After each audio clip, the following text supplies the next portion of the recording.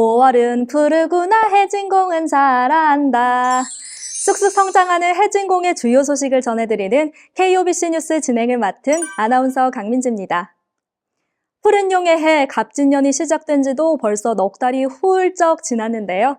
그 사이 해양금융산업의 선두주자 한국해양진흥공사에서는 어떤 일들이 있었을까요? 먼저 지난 4개월간의 주요 이슈부터 만나보시죠. 지난 1월 한국해양진흥공사법 및 시행령이 개정 시행됐습니다.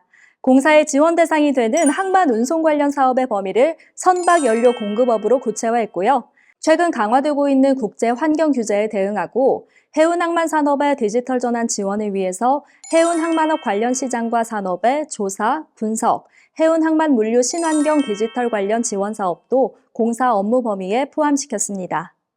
또한 공사의 행정정보 공동이용 근거를 마련해 해운항만 기업이 다수의 행정기관에 직접 방문해 서류를 발급받는 복잡한 절차를 간소화하기도 했는데요.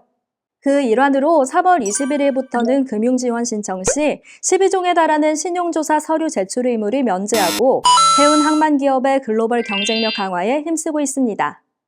지역경제 활성화와 어려운 이웃을 돕는 공사의 사회공헌 활동, 올해도 가슴 뜨겁게 진행 중인데요. 지난 겨울 희망 2024 나눔 캠페인에 성금 3천만 원을 기탁하면서 올해 첫 사회공헌 활동을 시작했습니다. 공사의 기탁 성금은 부산 지역 취약계층의 재난 피해 예방과 복구 지원, 사회적 고립 가구의 일상 지원 회복을 위해 사용됩니다. 또 설명절을 맞아 전통시장에서 쌀과 떡국떡을 구입해 지역사회 취약계층에게 전달하는 지역시장, 지역사회 희망도의 사회공헌을 진행하기도 했는데요. 공사는 앞으로도 희생과 봉사의 정신으로 지역사회를 돌아보고 사회공헌 활동에 힘을 보태나갈 계획입니다. 축하합니다. 축하합니다. 공사가 대한상공회의소와 포브스코리아가 주관하는 사회공헌 대상에서 지역사회공헌 부문 대상을 수상했습니다. 희망더해라는 슬로건 아래 해양산업과 지역사회에 대한 나눔과 기부 활동은 물론 다양한 지역사회 공헌 사업을 진행해온 점을 인정받았기 때문인데요. 한 발 더 나아가 올해는 해양인재 양성을 위한 장학 지원 규모를 확대하고 지역 아동센터에 해양 관련 독서 공간을 마련하는 작은 해양도서관 사업도 진행해 지역사회와의 상생 강화를 도모할 계획입니다.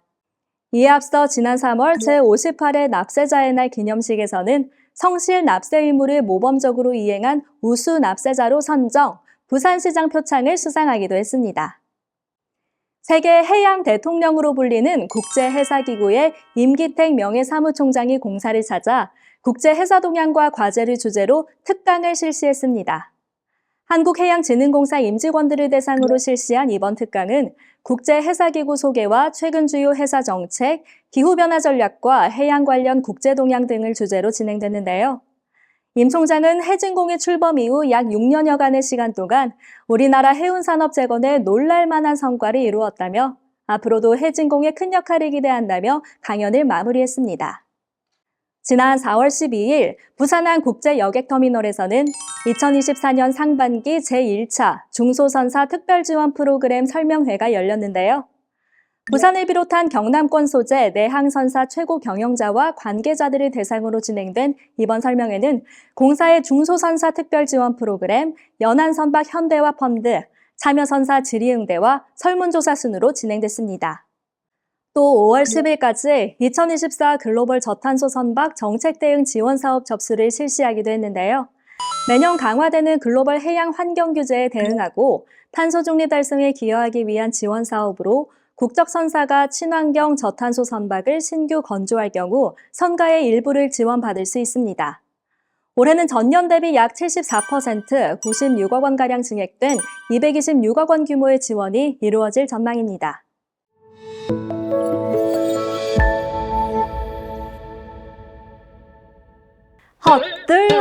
헛들. 해운 강국 재건을 위해 쉬지 않고 달려온 해진공. 이번에는 지나치기 아쉬운 주요 행사 소식들을 모았습니다. 2024년 연간 사회공헌 활동 계획을 확정하기 위한 제1차 사회공헌 운영위원회가 열렸습니다. 전체위원회 과반수 이상이 사회공헌 분야 외부 전문가로 구성된 공사 사회공헌 운영위원회는 예산 집행의 투명성 확보와 체계적인 의사결정을 지원하고 사회공헌 활동의 올바른 방향성 제시를 위해 정기회의를 개최하고 있습니다. 2024년 제1차 윤리경영추진단 청년 워크숍이 지난 3월 26일 본사에서 열렸습니다. 윤리경영추진단은 공사의 각종 사업과 업무를 추진할 때 윤리규정을 준수하고 임직원들의 청렴인식을 제고하기 위해 꾸려졌습니다. 지난 3월 28일 서울 여의도 해운빌딩에서는 해운산업 ESG 경영 대응 간담회가 개최됐는데요.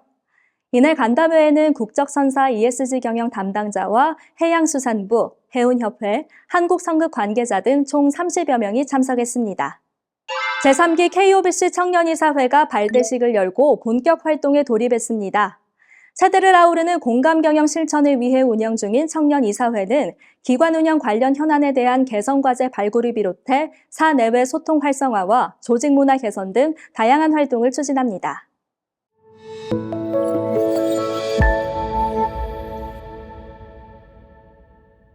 ESG 경영과 청렴을 실천하는 해진공.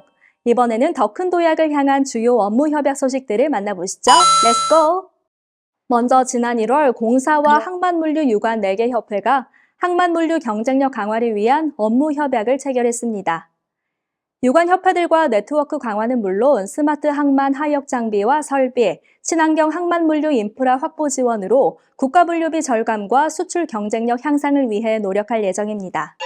지난 2월에는 평택국제터미널에서 현대글로비스와 초대형 자동차 운반선 선주사업 업무 협약을 체결했는데요.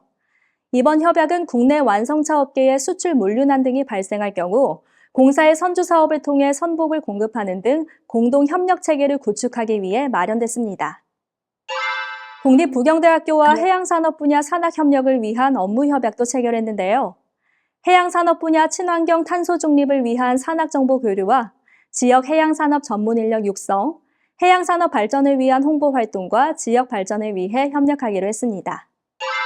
사단법인 한국투명성기구와는 투명성 향상 및 청년문화 확산을 위한 업무 협약을 체결했는데요.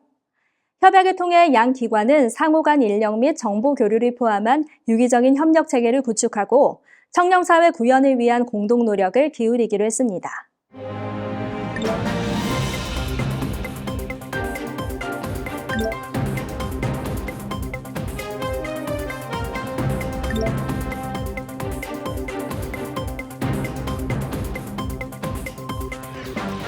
한국 해운산업 성장을 위해 숨가쁘게 달려온 해진공의 지난 넉 달.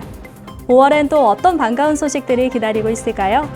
KOBC 뉴스 다음 시간도 기대해주세요.